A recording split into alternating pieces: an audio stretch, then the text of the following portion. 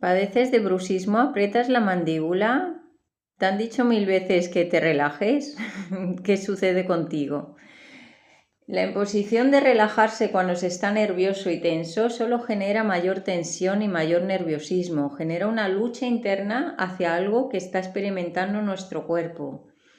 Te propongo sentir lo que está experimentando tu cuerpo, pero de forma consciente, es decir, que puedas generar como esa curiosidad hacia lo que hace tu cuerpo de forma involuntaria. Para esto te propongo cerrar tus puños, contraer los músculos y sentir lo que hace tu cuerpo cuando contrae su musculatura. Ahora también siéntelo en la mandíbula.